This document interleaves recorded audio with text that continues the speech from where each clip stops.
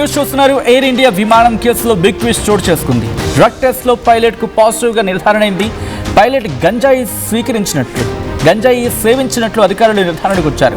గంజాయి తాకి ఫ్లైట్ నడిపినట్లు గుర్తించారు అధికారులు. 300 అడుగులు కిందకు జారిన విమానం విషయంలో వెలుగులోకి సంచలన నిజాలు బయటపడుతూ ఉన్నాయి. ఫుకెట్ నుంచి ఢిల్లీకి వస్తోంది ఎయిర్ ఇండియా ఫ్లైట్. ఒడిశా గగనతలంలో అకస్మాత్తుగా కిందకు పడిపోయింది ఆ విమానం. ప్రమాద సమయంలో విమానంలో 134 మంది ప్రయాణికులున్నారు.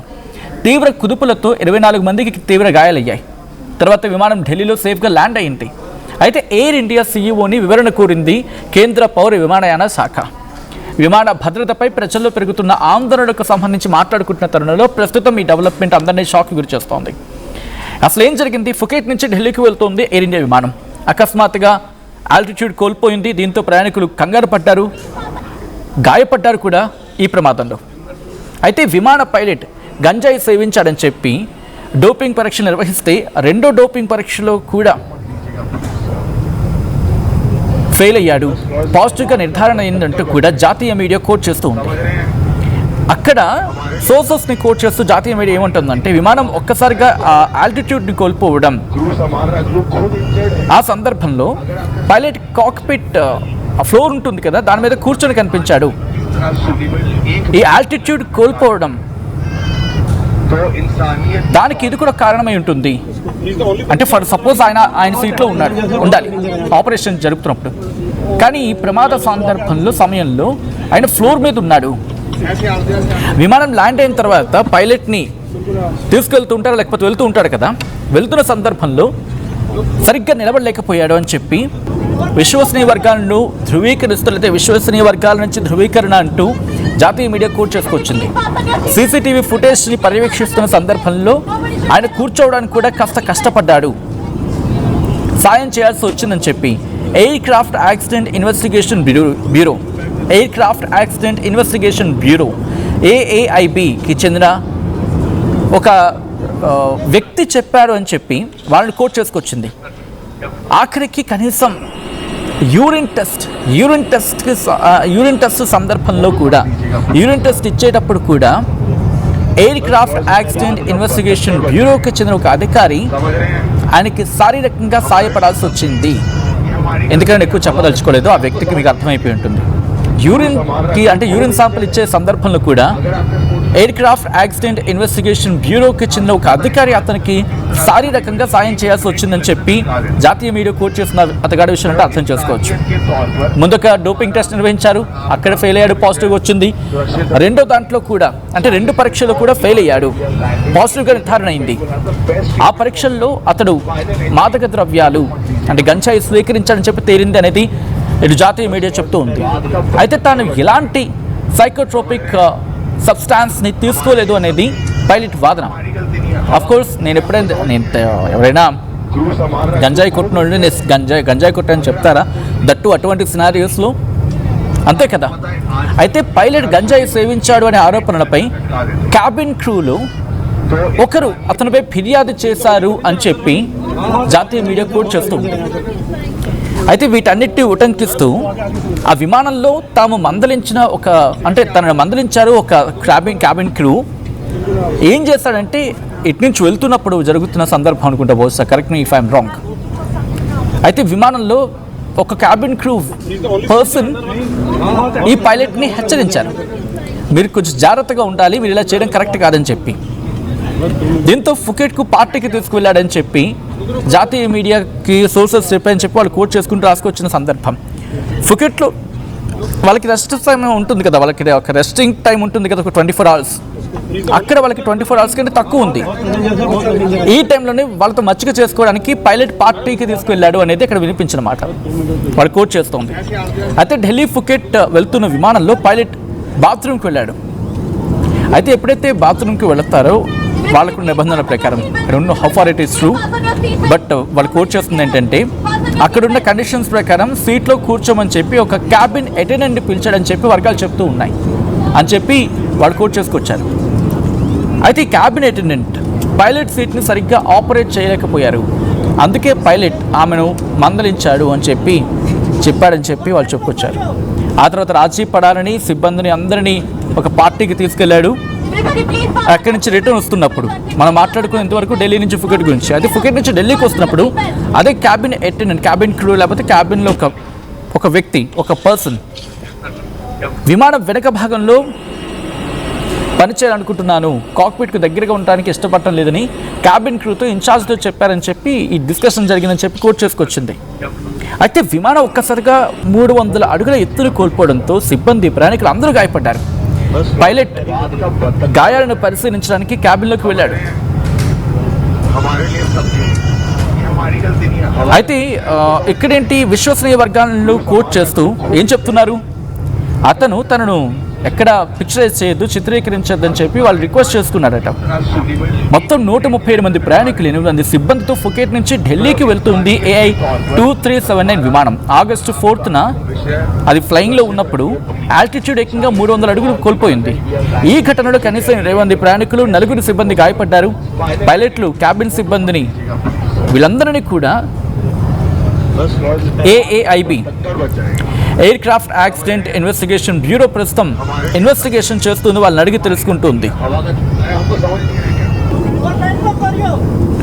సో ఈ నేపథ్యంలో మీరేమనుకుంటూ ఉన్నారు, మాట్లాడే ప్రయత్నించండి. బికాస్ అసలు ఎలా చేశారు, ఒక పైలట్, అంతమంది ప్రాణాలు ఒక పైలట్ చేతులు ఉన్నప్పుడు అతగాడు గంజాయి సేవించాడో లేదో తెలుసుకోకుండా పైలట్ని అలౌ చేయడం అంటే అది ఎంత తప్పదు, అది ఎంత ప్రమాదం, అది ఎంత ప్రమాదం. అది 2 టెస్టుల్లో కూడా పాజిటివ్గా తేలింది. ఇటు నుంచి పంపించినప్పుడు ఓకే, మరి అటు నుంచి పంపించినప్పుడు కూడా సేమ్ కరెక్షన్ ఉండాలి కదా, సేమ్ చెకింగ్ జరగాలి కదా. ప్రస్తుతం దీని గురించి మాట్లాడుకుంటూ ఉన్నారు. అంటే ఒక పైలట్ డోప్ టెస్ట్లో తేలిన సందర్భం అంటే, మరి ఇప్పుడు కామన్గా మాట్లాడుకుంటే మనం ప్యాసింజర్, మనం వెళ్తూ ఉంటాం, మనం వెళ్తున్నప్పుడు ఎన్ని చెకింగ్ చేస్తూ ఉంటారు, ఎన్ని చెకింగ్స్ జరుగుతూ ఉంటాయి.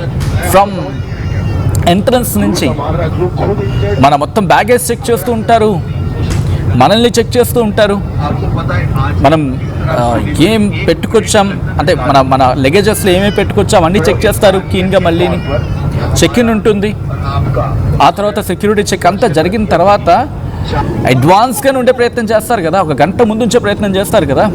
ఏమైనా అనుమానం వస్తే కనుక మళ్ళీ వాళ్ళు చెక్ చేస్తూ ఉంటారు కదా. అటువంటిది దాదాపుగా 100 మందికి పైగా, 100 నుంచి 200 మంది ప్రయాణిస్తున్న ఆ విమాన పైలట్ని ఎందుకు చెక్ చేయలేదు, ఇది సీదా క్వశ్చన్. ఒకవేళ ఈ డోపింగ్ టెస్ట్ తేలిందనే మాట వాస్తవం అయితే కనుక ఎయిర్ ఇండియా ఎందుకు చెక్ చేయలేదు? పోనీ ఎయిర్ ఇండియా గురించి పక్కన పెడదాం కాసేపు. ఈ ఫ్లైట్ ఆపరేషన్స్కి ఇంటర్నేషనల్గా నామ్స్ ఉంటాయి కదా, అయితే ఒక స్టాండర్డ్ ఆపరేషన్ ప్రొసీజర్ ఉంటుంది కదా. దాని ప్రకారం ఎక్కడ ల్యాబ్స్ జరిగింది, 130 మంది ప్రయాణికుల ప్రాణాలతో చెలగాట వాడిన ఆ వ్యక్తి నిజంగానే చెలగాట వాడాలి అనుకోవాలి, ఒకవేళ గంజాయి సేవించిన మాట వాస్తవం అయితే కనుక. ఎందుకంటే ఈరోజు వాళ్ళు క్షేమంగా బయటపడ్డారు కాబట్టి సరిపోయింది. లేకపోతే పరిస్థితి ఏంటి, వాళ్ళకి గాయాలయ్యాయి, వాళ్ళు భయపడ్డారు. కనీసం ప్రయాణికుల ప్రాణాలకు రక్షణ కల్పించాల్సిన బాధ్యత ఇటు విమానయాన సంస్థలకి లేదా? ఇంటర్నేషనల్ నామ్స్ ఉంటాయి లేదా, ఇంటర్నేషనల్ స్టాండర్డ్ ప్రొసీజర్ ఏదో ఉంటుంది కదా, వాటిని ఫాలో చేయాలి కదా. ఎక్కడ మిస్టేక్ జరిగింది? ఇప్పుడు అదృష్టవశాత్తు అందరూ క్షేమంగా బయటపడ్డారు. 300 అడుగుల ఎత్తు, బహుశా చాలా చిన్నగా అనిపించవచ్చు. ఫ్లైట్లో ట్రావెల్ చేసినప్పుడు టర్బులెన్స్ ఇది, బహుశా టర్బులెన్స్ వచ్చినా కూడా పైలట్లు చాలా చాకచక్యంగా హ్యాండిల్ చేస్తారు. అండ్ ఎవరికైనా ఫ్లైట్ ఎక్స్పీరియన్స్ ఉన్న వాళ్ళకి అది కాస్త అర్థమైపోతూ ఉంటుంది. ఎందుకంటే ఇలా మనం సపోజ్ నేను ఇలా ఫ్లైట్లో కూర్చున్నాను అనుకుందాం, నేను కాస్త సీట్ బెల్ట్ పెట్టుకున్నాను అనుకుందాం, ఆ ఫాస్టన్ సీట్ బెల్ట్ అంటూ ఉంటారు. ఇలా కూర్చున్న తర్వాత వస్తే ఇలా జర్క్ ఇలా ఉంటుంది, కొంచెం అలా ఉంటుంది. పరిస్థితి వాళ్ళు చెప్తూ ఉంటారు, we are going into turbulence అని చెప్పి, అని మనకు కొంచెం టర్బులెన్స్లో వెళ్తున్నాం, కాస్త జాగ్రత్తగా ఉండని చెప్పి, భయపడద్దని చెప్పి వాళ్ళు దాన్ని అలాగే చాకచక్యంగా హ్యాండిల్ చేస్తూ ఉంటారు. సో ఇది ఒక్కసారిగా ఇలా ఉంది, నేను ఇలా ఉన్నాను ఫర్ సపోజ్ 300 అడుగులు ఎత్తు, ఒక్కసారి టప్పన కింద పడిపోతే ఎంత భయం అనిపిస్తుంది గాల్లో, అది కూడా. అక్కడ లక్కీగా నెక్స్ట్ ఇంకొక పైలట్ ఉంటారు కాబట్టి, కో పైలట్ అనండి లేకపోతే అటెండెంట్ అండి, ఎవరైనా కావచ్చు, చాకచక్యంగా హ్యాండిల్ చేస్తారు కాబట్టి సరిపోయింది. లేకపోతే ఫాస్టన్ యువర్ సీట్ బెల్ట్ అని చెప్పి క్యాబిన్ కూడా అక్కడ చెప్తూ ఉన్నారు. ఏం లాభం? వాళ్ళు సీట్ బెల్ట్ పెట్టుకుంటే బహుశా వాళ్ళ కుర్చీకి అలా ఉంటారేమో. అంటే మీరు బాగా గమనించండి, మీరు ఫ్లైట్లోకి వెళ్ళిన తర్వాత కూడా వాళ్ళు చాలా క్యాబిన్ క్రూ చాలా కమాండ్స్ ఇస్తూ ఉంటారు. లైక్ మీరు టేక్ ఆఫ్ అయినప్పుడు ఫాస్టన్ యువర్ సీట్ బెల్ట్ అంటూ ఉంటారు. తర్వాత వాళ్ళు ఇదిగో ఇలా ఉండండి, ఇక్కడ ఎమర్జెన్సీ గేట్స్ ఉంటాయని చెప్తూ ఉంటారు. ఇన్ని ప్రజలకు చెప్తారు కదా, మరి మీరు పాటించేది ఏంటి? విమానయాన సంస్థలు ప్రజలు ప్రశ్నిస్తున్న క్వశ్చన్స్ ఇవి. మీరు మాకు ఎన్ని చెప్తారు కదా, గంట ముందు రండి, చెకింగ్ ప్రాపర్గా చేసుకోండి, గుండు పిన్ ఉన్నా కూడా మేము తీసి పక్కన పడేస్తాం. వెల్ గుడ్, ఇవన్నీ జరగాల్సిందే, చేయాల్సిందే. ప్రజలకు ఎన్ని చెప్పినప్పుడు మీరు పాటించాల్సింది ఎంత? ఒక గుండు పిన్నిస్ ఉన్నా కూడా లేదు తీసి పక్కన పడేయని అంటూ ఉంటారు కదా, సందర్భానుసారం బట్టి. అంతే కదా. అటువంటిది ఒక పైలట్ గంజాయి సేవించి విమానం నడపడం అంటే ఎంత పెద్ద తప్పది. ఈ కథను మిమ్మల్ని కాస్త కలవరపరచవచ్చు. దీనికి సంబంధించిన జాగ్రత్తలు తీసుకోవాలని ఆర్టీవీ సూచించడం జరుగుతుంది. This is the disturbing content, మీరు డిస్క్రిప్షన్ ఇస్ హైలీ అడ్వైస్డ్. ఎంత పెద్ద సిచ్యువేషన్ అంటే నేషనల్ మీడియా కోట్ చేస్తుంది, నేను మళ్ళీ కోట్ చేసే ప్రయత్నం చేస్తూ ఉన్నాను. కనీసం అతగాడు విమానం దిగిన తర్వాత నడవలేని పరిస్థితులు ఉన్న వ్యక్తికి ఈరోజు ఒక పైలట్ పేరిచ్చి మనం విమానానికి ఎక్కిస్తామా? ఎవ్వరూ చూడలేదా? ఆయన ఒక్కడే గంజాయి కొట్టున్నారు ఆ టైంలో, లేకపోతే మిగతా వాళ్ళు ఎవరైనా కొట్టి అది గమనించడం మానేస్తారా? ఇది కదా ఈరోజు ప్రశ్నించాల్సిన సందర్భం. ఎందుకంటే ఒక వ్యక్తి అంటే విమానం దిగిన తర్వాత నడవలేకపోతున్నాడు అని తెలుసుకున్న వాళ్ళు ఎక్కిన సందర్భంలో ఏం చేస్తున్నాడు? అతని దగ్గర ఎటువంటి మాదక ద్రవ్యాలు ఉన్నాయి, అవి పట్టించుకొని అవి చూడరా? కేవలం ప్రజలకేనా? ఈరోజు ఆ వ్యక్తి దిగిన తర్వాత కనీసం తన అంటే ఇన్వెస్టిగేషన్ బ్యూరో వాళ్ళు ఆ సీసీటీవీ ఫుటేజ్ని పరిశీలిస్తున్నప్పుడు కనీసం నడవలేకపోతున్నాడు అంటే అర్థం చేసుకుని ఎంత దీనమైన స్థితిలో ఉండుంటాడు. కనీసం తన కాళ్ళ మీద తాను నిలబడలేక నడవలేక ఇబ్బంది పడుతున్న వ్యక్తికి మనం ఇచ్చాం కదా ఎయిర్ క్రాఫ్ట్ని.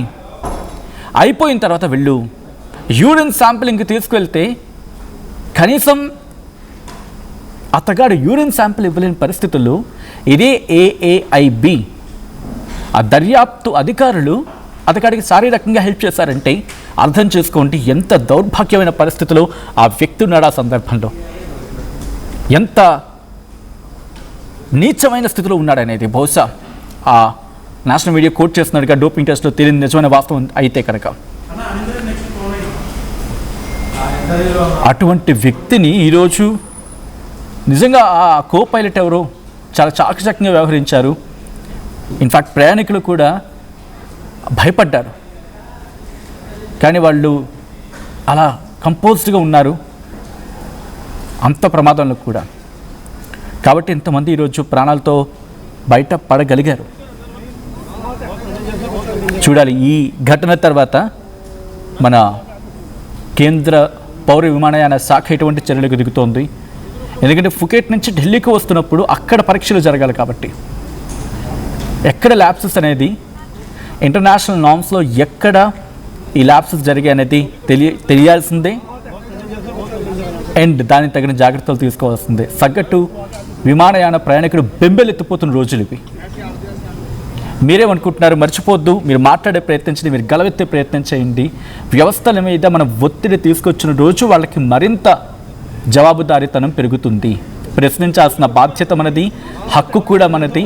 కానీ గుర్తుపెట్టుకోండి, అభ్యంతరకరంగా కాకుండా అసభ్యంగా కాకుండా అర్థవంతంగా కనుక ప్రశ్నిస్తే వ్యవస్థలు కూడా జవాబుదారీతనంతో పనిచేస్తాయి.